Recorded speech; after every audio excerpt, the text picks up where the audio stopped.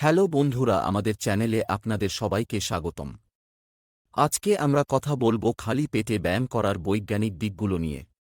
প্রথমত, ফাস্টেড এক্সারসাইজ বা খালি পেটে ব্যায়াম করলে শরীর সরাসরি ফ্যাট থেকে শক্তি গ্রহণ করতে পারে।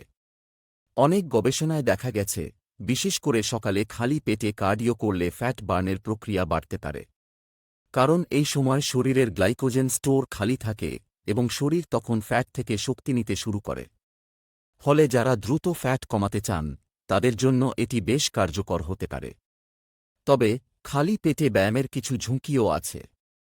শক্তি কম থাকায় অনেক সময় আমাদের পারফরম্যান্স কমে যেতে পারে এবং দীর্ঘমেয়াদে এটি পেশি ক্ষয়ের সম্ভাবনা বাড়ায়। এছাড়াও অনেক সময় মাথা ঘোরা, দুর্বলতা বা বমির মতো সমস্যাও হতে পারে। তাহলে উপসংহার কি?